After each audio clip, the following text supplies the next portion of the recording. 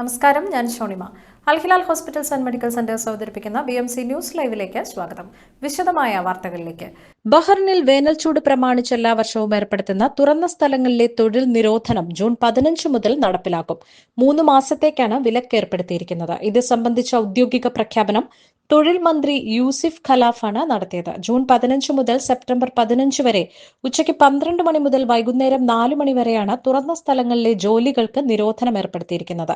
താപനില ഉയർന്ന സാഹചര്യത്തിൽ തൊഴിലാളികൾക്കുണ്ടാകാനിടയുള്ള ആരോഗ്യ പ്രശ്നങ്ങൾ ഒഴിവാക്കുന്നതിനാണ് ഈ നടപടി.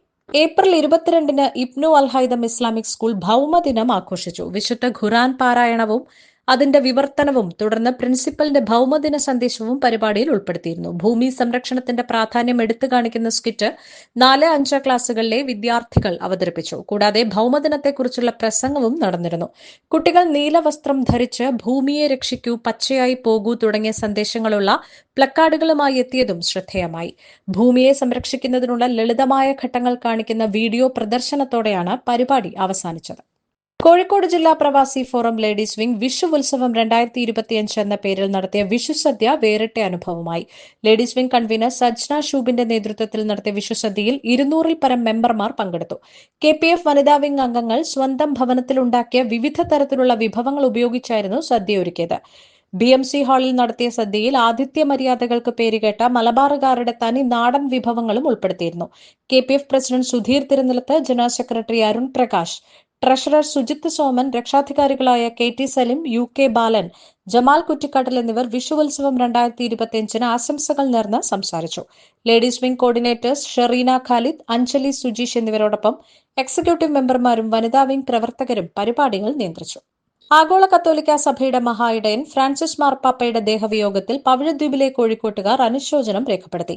സഭയ്ക്കുള്ളിലും പുറത്തും നവീകരണത്തിന്റെ വക്താവായിരുന്ന ഫ്രാൻസിസ് മാർപ്പാപ്പ മനുഷ്യത്വത്തിന്റെയും മാനവികതയുടെയും മുഖമായിരുന്നു. മഹാശ്രേഷ്ഠ ഇടയനായ മാർപ്പാപ്പയുടെ ദേഹവിയോഗത്തിൽ ലോകജനതയുടെ ദുഃഖത്തിൽ പങ്കുചേരുന്നതായും അനുശോചനം രേഖപ്പെടുത്തുന്നതായും പവിഴദ്വീപിലെ കോഴിക്കോട്ടുകാർ president Sivakumar Kollaroth, general secretary Praji Chevayur, treasurer Musthafa Kunnumal എന്നിവർ അറിയിച്ചു. ആലപ്പുഴ ജില്ലാ പ്രവാസി അസോസിയേഷൻ ബഹ്റിനും പോപ്പ് ഫ്രാൻസിസിന്റെ വിയോഗത്തിൽ അനുശോചനം രേഖപ്പെടുത്തി. ലോകത്തോട് സമാധാനത്തിന്റെ സന്ദേശം നൽകുകയും മനുഷ്യത്വത്തിനും സമത്വത്തിനും വേണ്ടി സംസാരിക്കുകയും ചെയ്തിരുന്ന മാർപ്പാപ്പയുടെ നിര്യാണത്തിൽ അനുശോചനം രേഖപ്പെടുത്തുന്നുവെന്ന് ആലപ്പുഴ ജില്ലാ പ്രവാസി അസോസിയേഷൻ ഭാരവാഹികൾ അറിയിച്ചു. BMC ന്യൂസിൽ ഇനിയൊരു ഇടവേള.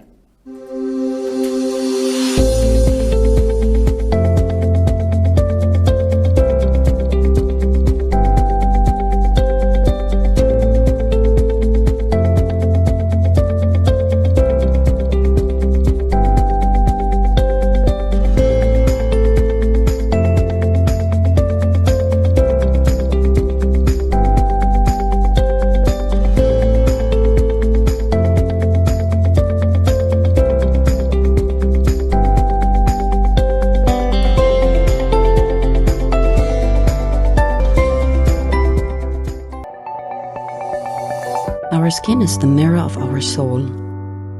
Our skin is our largest sensory organ. Our skin needs a healthy microbiome balance. This is regulated by its pH value, which protects the skin from pathogens, cold and ultraviolet rays.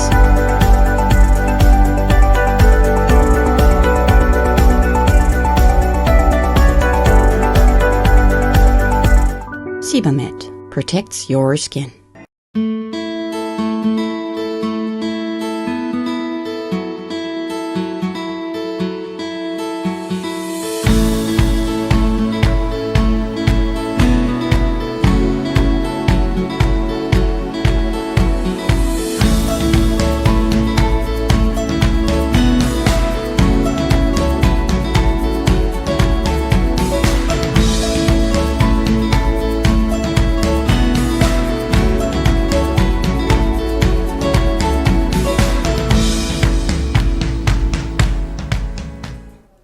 BMC ന്യൂസിലേക്ക് വീണ്ടും സ്വാഗതം. കശ്മീരിലെ പഹൽഗാമിലുണ്ടായ ഭീകരാക്രമണം ഇന്ത്യയുടെ സ്വസ്ഥ ജീവിതത്തിന് നേർക്കുള്ള ഹീനമായ കടന്നുകയറ്റമെന്ന് ഇന്ത്യൻ ഗ്രാൻഡ് മുഫ്തി കാന്തപുരം AP അബൂബക്കർ മുസ്ലിയാർ.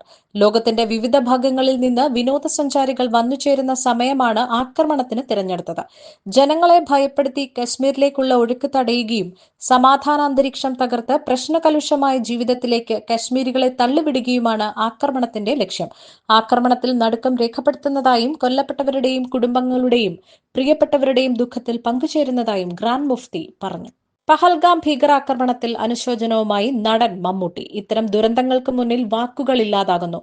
ദുരിതബാധിതരായ കുടുംബങ്ങൾ ഇപ്പോൾ അനുഭവിക്കുന്ന വേദനയും ആഘാതവും സങ്കല്പിക്കാൻ പോലും പ്രയാസമാണ്.